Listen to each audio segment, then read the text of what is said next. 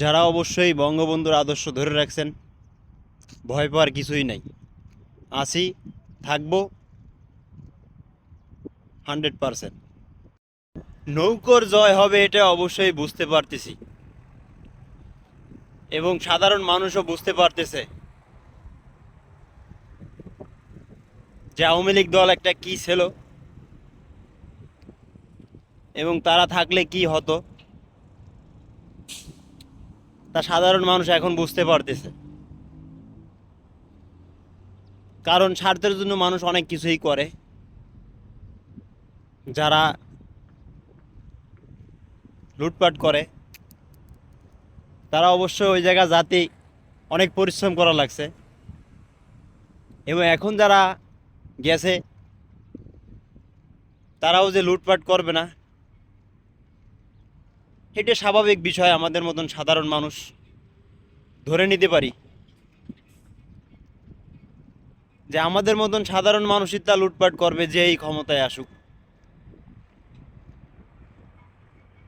তবে নৌকা যে প্রয়োজন সাধারণ মানুষের,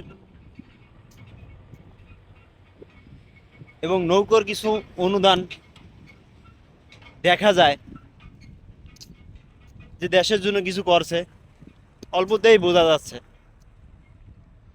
তাই ভাই, আমরা অবশ্যই যে দল আমাদের মতন জনগণের কিছু করতে পারবে সেই দলকেই ভালোবাসবো। আর অন্তপক্ষে যে আজ ক্ষমতা হাসিল করতে যাইয়ে কিছু মেধা সমাজ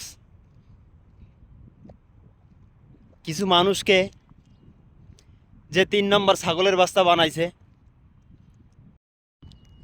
যে মেধা সমাজ এবং ছাত্র সমাজ যে তাদের স্বার্থ হাসিল করছে, তারা তারা পজিশনেই আছে। আর তাদের স্বার্থের জন্য যে কিছু মানুষকে 3 নম্বর ছাগলের বাচ্চা বানাইছে, এটা আসলে বুঝতে বাকি নাই।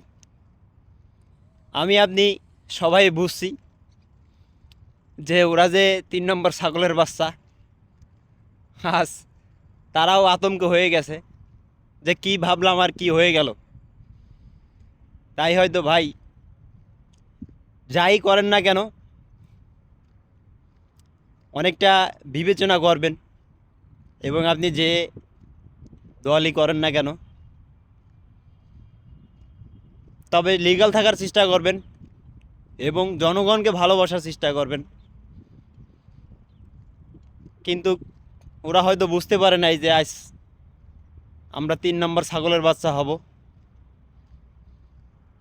তাহলে এতটা মনে হয় পদক্ষেপ নিত না এবং অসহায় মানুষকে বিপদে ফেলাতো না। অসহায় মানুষ যারা মারা গেছে, যারা ক্ষতিগ্রস্ত এবং যারা দিনমজুরি, তাদের যে ক্ষতিগুলো হয়েছে আমাদের মতন মানুষের দেওয়া সম্ভব নয়। আর যারা দুনিয়া থেকে চলে গেছে তাদেরকেও ফিরে আনা আমাদের মতন মানুষের সম্ভব নয়। যাই হোক, আল্লাহ তাদের ভালো রাখুক এবং জান্নাত করুক ইনশাআল্লাহ। আর যারা বঙ্গবন্ধুর আদর্শ